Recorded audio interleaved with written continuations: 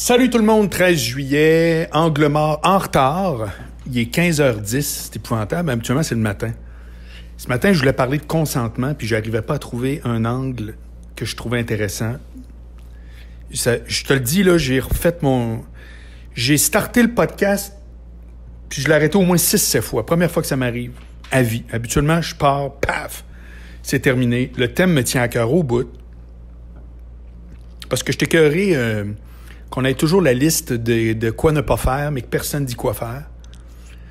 Dans le sens que le consentement, c'est pas que c'est compliqué, là. À vrai dire, tu t'en vas sur Éducalois, puis tu regardes c'est quoi, c'est clair à mort, puis je pense que la plupart des gars sont au courant. Ceux qui sont problématiques, je pense pas que c'est parce qu'ils savent pas. Je pense qu'à quelque part, ils tournent les coins ronds à un moment donné. Bref. Il y avait bien des affaires, je trouve, c'est très riche. Puis là, je me disais, tu sais, le genre de sujet que tu fais pour bien faire, que tu essaies de trouver justement une espèce de truc rassembleur un peu. Puis j'ai fait, écoute, des fois, je t'ai rendu comme à 7-8 minutes, là. Puis là, j'arrivais dans une zone que moi, je trouve intéressante, que moi, j'ai le goût de parler, tu sais, puis tu fais, comment ça va virer, là? Puis, tu sais, c'est comme les sensibilités sont tellement... puis je comprends, là. Mais c'est juste, tu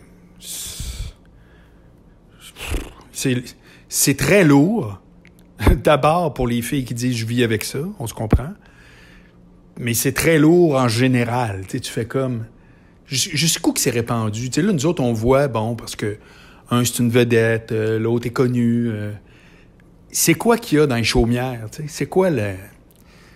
Ça fait que, bref, tout ça, je trouvais ça, mais ça va aller une autre fois. Je suis désolé, ça va aller une autre fois. Ça fait que, on s'en parlera en privé si ça vous tente, si vous avez des théories ou autre.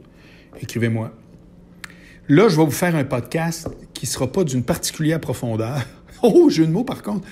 Parce que je vais vous parler de différents angles du film Greyhound, qui est une des premières productions qui vient de sortir sur Apple+.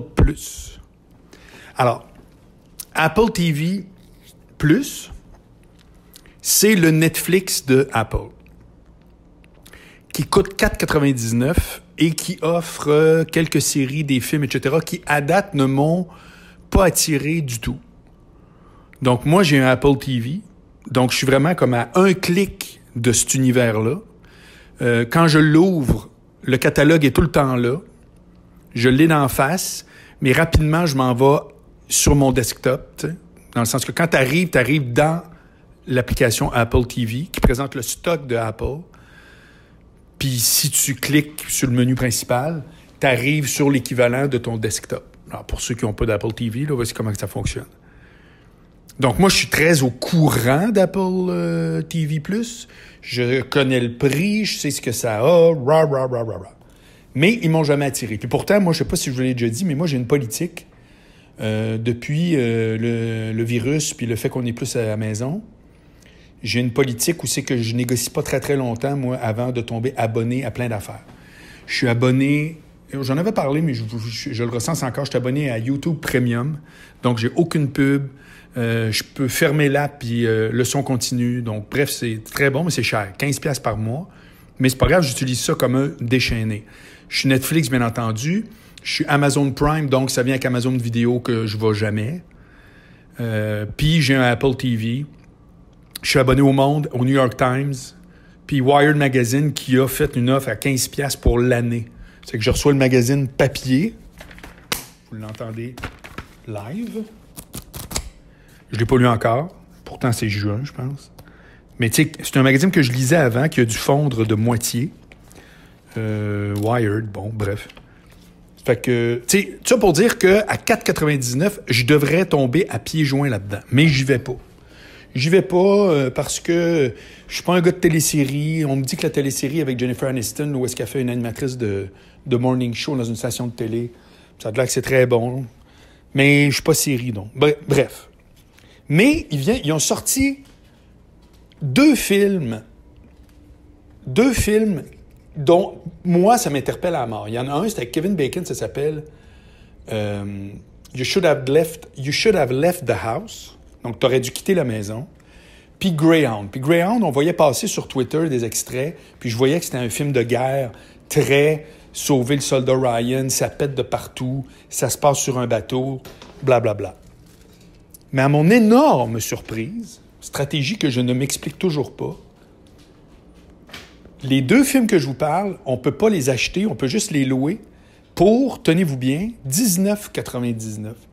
20$ pour le louer puis pouvoir le voir pendant 48 heures. Je suis sur le cul. Ça fait que je me dis, je les verrai jamais. Puis qui va louer un film 20$? 20$, c'est le prix pour aller au IMAX. IMAX, c'est 19,95. Là, tu veux que pour 19,95, le prix le plus cher au cinéma, tu veux que je regarde sur ma TV un film. Tu veux pas que je l'achète pour 25$ comme beaucoup font. Exemple, Invisible Man, très bon film, était en vente à 24,95 pendant qu'il était au cinéma. Moi, je trouve que c'est une stratégie très valable. Dans le sens que si tu n'as entendu parler ou si tu l'as vu puis tu fais « Tabarouette, c'est tellement hot, je le veux dans ma bibliothèque », bien là, il joue encore, il génère des revenus en salle, tu payes 25$. Sinon, souvent, un film, ça coûte une vingtaine de piastres, si je ne me trompe pas, puis après ça, le prix descend avec le temps. Des fois, tu peux les acheter 10$. Bon. Là, 2 films, beaucoup d'appeal, manifestement gros budget, notamment Greyhound avec Tom Hanks. C'est très brillant d'ailleurs, parce que dans le film, Greyhound, il y a une seule vedette connue, c'est Tom Hanks, et tout le reste, c'est des purs inconnus, de A à Z. C'est des juniors, ça tombe bien. L'histoire, c'est la Deuxième Guerre mondiale, donc on sait que les soldats et tous ceux qui étaient impliqués sur le terrain étaient très jeunes, des débuts vingtaine, sauf quelques officiers, bien entendu. Ça fait que je comprends pas. Et là, comme de raison, mon ami Dom me dit « Hey Marc, sur Plex, parce que nous autres, on partage Plex, je sais pas si vous connaissez, mais c'est une application qui permet tu prends des films, tu les mets dans ton ordi, tu les plugs sur Plex, c'est comme si ton ordi devient un serveur qui permet aux gens que tu donnes l'autorisation de te connecter sur ton ordi pour aller chercher le film. Donc, dans le fond, le serveur, c'est pas le serveur de Netflix ou le serveur de Apple ou le serveur d'Amazon. Le serveur, c'est l'ordinateur de ton chum. Ça fait qu'il me dit « J'ai Greyhound », qu'il peut pas acheter, donc je sais que ça veut dire qu'il l'a downloadé. Mais comment je fais pour le blâmer? Sérieux, il y a toujours eu cette espèce de dilemme-là entre ça me gêne pas d'aller chercher Batman. Batman, anyway, ils font des millions. Quand même que moi, je vais le chercher et perdre 10$. Puis, à vrai dire, ils perdent absolument rien parce que ça coûte rien comme tel c'est pas comme dire, si je te vends une paire de chaussures, je peux pas la vendre à quelqu'un d'autre. Non. Tu peux tout le temps faire un download de plus dans le numérique. C'est que c'est pas un frais que ça coûte au producteur à chaque fois. C'est juste que le droit d'auteur est lésé. Puis que si tout le monde faisait ça, bien entendu, ça ne générait aucun revenu, il n'y aurait plus aucun film parce qu'il n'y aurait pas d'intérêt d'en faire. Mais là, à 19,95 en location seulement, je suis désolé, vous forcez tellement les gens à pirater, ça n'est troublant. Fait que là, il y a quelqu'un qui a dû payer le 20$, il l'a craqué, il l'a mis sur son ordi, il a ouvert les valves, puis là, le monde pige allègrement. Qu'est-ce que je peux dire contre ça, ma foi du bon Dieu, à part que c'est pas légal, je suis bien d'accord. Parenthèse fermée, ce modèle d'affaires-là, si Apple le fait, c'est que d'après moi, ils ont fait un calcul. Ils ont dû dire, écoute, ou bien on le met à 5, 6,99, puis qu'anyway, on se fait pirater, ou on diminue les ventes de 75%, mais on augmente le prix x3. Au final, on va s'en tirer. Moi, j'y crois pas, ce calcul-là. Mais je veux dire, c'est Apple. Là. Ils sont toujours bien plus wise que moi en général. Là. Mais j'y crois pas. Ceci étant dit, le film est extraordinaire. Le film est malade. Puis c'est vraiment un tour de force parce que il y a virtuellement pas d'histoire. Dans le sens que c'est historiquement vrai. C'est une pure fiction, mais c'est historiquement vrai. C'est-à-dire que les convois qui partaient des États-Unis pour ravitailler l'Angleterre, qui est une île, donc qui doit toujours se faire ravitailler depuis son existence, et l'Angleterre n'est pas autosuffisante, on se comprend, Ça fait que là, les bateaux partaient en convoi de plusieurs dizaines, puis traversaient l'Atlantique. Et il y a une zone qui s'appelait le Black Pit, Snake Pit, en tout cas, il y a le mot pit dedans, j'ai oublié c'est quoi. Il y a une zone dans le milieu de l'Atlantique où les avions peuvent pas défendre les convois contre les sous-marins, les fameux U-boats allemands. Donc, les avions des États-Unis étaient pas capables d'aller plus loin qu'un certain range vers le milieu de l'océan, donc vers l'Europe, et vice-versa. C'est-à-dire que les avions anglais ou français pouvaient pas se rendre plus loin qu'à un certain point. Donc, le confluent de ces deux zones, cette espèce de trou noir-là dans le milieu de l'Atlantique, le pit en question, c'était la place la plus dangereuse. Parce qu'à ce moment-là, les U-boats se promenaient en Wolfpack. Il y avait des loups dessinés là, sur le sous-marin. Puis ils se rendaient, puis ils détruisaient les gros bateaux qui amenaient soit du fioul ou qui amenaient des armes ou qui amenaient plein d'affaires dont la population en général ou l'armée avait besoin pour poursuivre la guerre contre l'Allemagne.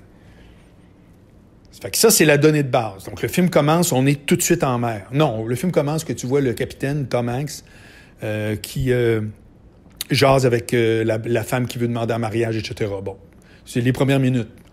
Mais après ça, rapidement, on est sur le bateau, puis là, on est parti. Là, il y a toute l'explication que je viens de vous dire. Puis là, tout le film, c'est uniquement des scènes de combat. Point barre. Ça commence quand l'avion dit « OK, on vous laisse ici parce qu'on peut plus aller plus loin. Sinon, on n'a plus assez de gaz pour retourner, on s'écrase en masse. » Fait que ciao, bye. C'est que là, tu vois l'avion qui est fait normalement pour survoler puis être capable d'aller attaquer les sous-marins, puis qui est une arme de défense, on comprend, très efficace. Mais là, il faut qu'ils s'en retournent parce que c'est le plus loin qu'ils peuvent aller. C'est que là, tu comprends, puis là, ils te le montrent. D'une scène à l'autre, ils te disent, ben là, on était rendu à 48 heures avant d'arriver dans la zone où là, les avions d'Europe sont capables de venir nous défendre. Là, on était rendu à 36 heures, tu sais. Le film est découpé de même. Mais tout le long qu'ils sont dans le pit, dans cette zone-là, puis qu'ils avancent, ce n'est que ça. Il n'y a aucune relation psychologique. Il n'y a pas une histoire d'amour. Il n'y a pas une histoire bizarre entre l'un et l'autre. C'est uniquement des scènes de combat extraordinaires. C'est sûr que j'ai tendance à appeler ça un film de gars, là, dans le sens que c'est très, très boum, boum, boum, bang, bang, les coups de canon, la patente.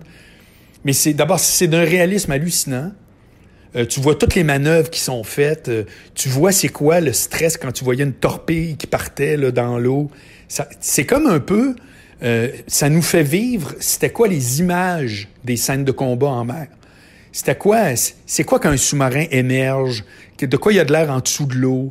De quoi ça a de l'air quand une torpille qui se promène quand même à ras de l'eau? Là, comme la vue aérienne de ça, c'est quoi? C'est vraiment hot. C'est vraiment hot. C'est un crime de film. En tout cas, je vous le dis, là. Si vous êtes capable de mettre la main là-dessus, mais c'est quasiment vous encourager à pirater. C'est gênant, là, faire un podcast public puis dire, mais c'est parce que qui va payer 20$ pour le louer? Je sais pas. En tout cas, si vous faites partie de la gang qui payait 20$ pour voir ce film-là, disponible seulement 48 heures, fine. Je vous trouve plus éthique que moi. Moi, je me prêtais à pas le voir, ceci étant dit, parce que moi, je pirate pas les films zéro. Moi, quand ça tombe sur Plex, puis j'ai mes amis sur Plex, je vais là. Ça fait des années que je pogne plus de films sur Internet. Je les loue. Une partie de principe, je suppose, puis une partie de trouble, puis une partie de Pirate Bay, patente, je sais plus si ça marche. Depuis des années, c'est pas des farces. J'ai downloadé rien depuis des années. Tout, ça passe par mon iTunes, là, mes films sur Apple, à cause que j'ai le Apple TV. Puis ça passe par Netflix. J'écoute du YouTube. Mes vidéos sont toutes legit, soit qui sont déjà gratuits, soit que je paye pour à l'achat. Moi, 6,99 un film, ça me tente d'écouter. Pas de trouble avec ça. Mais 20, non. C'est que là, moi, j'allais pas le voir, ce film-là. Je le verrais pas. Puis là, paf, il tombe sur mon Plex. Alors, tigidou lai. Ça fait que je sais pas comment vous allez vous organiser. Là, ce bout-là me regarde plus. Mais c'est un tabarouette de bon film. C'est excellent. Puis, je sais pas si vous vous intéressez à la Deuxième Guerre mondiale. Moi, c'est une fascination. J'ai vraiment lu énormément là-dessus. J'ai vu des excellents documentaires. Je vous suggère d'ailleurs Apocalypse. Puis sur Netflix. Alors, Apocalypse, c'est 6 épisodes sur la Deuxième Guerre mondiale. Et c'est sur YouTube. Full gratos. Et c'est vraiment hot. Vous avez certainement entendu parler de ça, c'est les films originaux en noir et blanc, des scènes de l'époque, tout original avec une narration, mais mis en couleur. C'est vraiment mieux, c'est vraiment plus intéressant, ça fait vraiment moins, oh boy, c'est moins papier sablé, là, tu sais. Et dans Netflix, on a aussi eu un autre documentaire avec certaines images qui s'entrecoupent, mais qui s'appelle La Deuxième Guerre mondiale en couleur directement. Donc, c'est pas Apocalypse, c'est pas la même prod.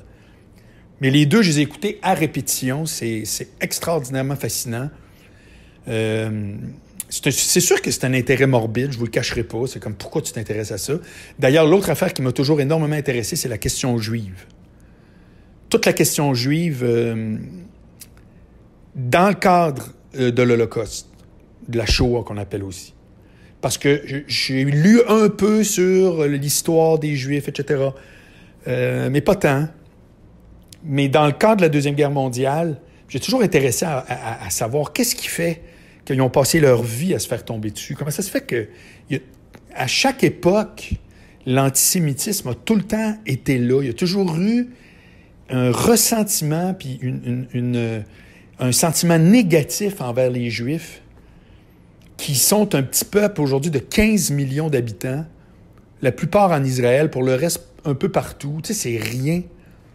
Puis ils ont toujours réussi. Puis qu'est-ce qu'ils ont fait au monde? C'est pas clair. On va dire, ils n'ont rien fait, mais c'est un bout d'histoire que c'est comme si... Il y a de quoi de très dégradant pour le genre humain de voir à quel point il y a un acharnement, ces Juifs, qui perdure, tu sais. C'est très, très capoté. C'est très capoté. Mais bref, c'est toute une autre histoire. Puis je pense qu'ici, au Québec, on n'est pas... Heureusement, en France, c'est déjà beaucoup plus fort ici. On dirait que ça ne nous habite pas, ça ne fait pas partie de notre histoire, ça fait que tant mieux. Mais bref, pour des raisons bizarres, ça m'a toujours intéressé. C'est comme si, je sais pas quoi, je sais pas pourquoi. Ça m'apparaît-tu comme une injustice, genre la plus grande injustice au monde? Mais j'ai lu le fameux livre Les Bienveillantes de Jonathan Little, qui a gagné le prix Goncourt en 2000, je me souviens plus, 13, 14, 15, dans ce coin-là. Une espèce de livre écrit comme une Bible, tout petite, une page, 1200 pages, c'est un exercice, c'est le livre le plus difficile que j'ai jamais lu de ma vie. C'est comme, tu lis ça, puis tu as le goût de... Tu fais, OK, je l'ai commencé, je vais le finir, mais... C'est pas que c'est insupportable parce que c'est tellement terrible, non. L'histoire, c'est les camps de concentration, mais vu d'un officier allemand. C'est toujours vu des yeux des Juifs puis des victimes. Là, c'est un officier allemand que tu vois que pour lui, c'était comme une job, là. Tu la rentres par train, comme si c'était des patates. Ça fait que c'est vraiment hallucinant. Puis j'ai regardé tous les documentaires, puis toute l'histoire d'Hitler, puis tout ça. Ça fait que... Bref, la Deuxième Guerre mondiale, si ça vous intéresse, c'est sûr que Greyhound, vous allez dire comme... Ah, ben ouais, écoute, ça pète tellement, là. Puis les scènes sont vraiment spectaculaires. À la fin, le dernier sous-marin, là, que tu te dis, c'est lequel des deux qui va tuer l'autre, là. Puis là, finalement, ils réussissent à rejoindre le range des avions. Puis la scène finale, tu sais... C'est l'avion qui laisse aller ces espèces de torpilles, mais qui partent dans dessous de ses ailes. Des trucs que je savais même pas qu'ils existaient, là. Puis là, mon gars, bam, bam, bam. En tout cas, c'est vraiment hot. Ça fait que, voilà. Ça fait qu'aujourd'hui, à défaut de rentrer dans le creux du sujet, ben, je voulais vous jaser de ça. Si vous êtes un tripeux de cinéma, je vous le suggère fortement. Un autre petit film que j'ai vu hier, qui vient de sortir sur Netflix. Donc là, on sera pas dans l'illégalité si vous le regardez. À moins, comme je le dis, que vous payez 20$ pour le louer, mais là, ça me fait un peu capoter, mais ça s'appelle Our House. C'est super intéressant. C'est un film d'horreur sur Netflix qui est sorti il y a une journée ou deux. Puis, c'est des parents qui meurent dans un accident d'auto, puis il reste les 3 enfants à la maison. Un qui a comme 17 ans, l'autre en a peut-être 13, 14, puis une petite fille qui a 7, 8. Puis là, le gars, il est en train d'inventer une machine qui permet de transférer de l'énergie sans fil. Donc, à partir de sa machine, il espère pouvoir mettre de l'électricité dans sa TV, faire allumer les lumières, tu sais. Mais ça amène l'esprit de ses parents. Puis finalement, ben, ça amène aussi d'autres esprits. Puis le film est plutôt lent, c'est-à-dire que c'est pas long, c'est 1h30 à peu près. Mais ça monte pas tout de suite, genre, oh my God, je vais me tirer en bas du pont parce que j'ai tellement peur, là. Mais ça avance, puis à la fin, ça devient vraiment très, un peu comme Insidious, là, tu sais. C'est très monstre, fantôme, les ombres, etc., le cachot. Ça fait que le dernier 30 minutes, là, vraiment, ça pète. Mais avant ça, c'est quand même super intéressant. Puis j'ai trouvé ça très bon. Ça me fait penser un peu au film québécois, là. C'est quoi donc, Colin, le titre, là, qui a été super encensé, là. C'est un peu dans cette mouvance-là. C'est parce que je me mêle entre le mot en français et en anglais, là. Jusqu'au bout, une affaire de même, ouais, jusqu'au bout. En tout cas, bref. Ça fait que Our House, je vous conseille ça. J'ai pas regardé s'il est en français aussi, là. Je sais pas si vous écoutez juste en français. Puis sinon, Greyhound, c'est la totale. Donc, voilà. Alors pour aujourd'hui, bon, épisode un petit peu comme ça, en retard, dans le milieu de l'après-midi. Là, je vous explique un peu pourquoi. Voilà, c'est la vie. Là, je travaille sur marcboilard.com dans lequel vous allez retrouver tous mes podcasts. Parce que j'en ai 3 qui roulent, puis c'est le bordel, parce que ça se parle pas, ça se touche pas. J'essaie de les plugger, c'est tout croche. Je dirais qu'à quelque part, dès la semaine prochaine, je vais avoir enfin un site tout nouveau avec des nouvelles offres. Un nouveau show aussi que je vais vous parler. 14 août, je donne déjà la date, 14 août à Québec. Plus de détails à venir. Fait qu'on se reparle demain matin, normalement. Et puis, merci. Salut, bye.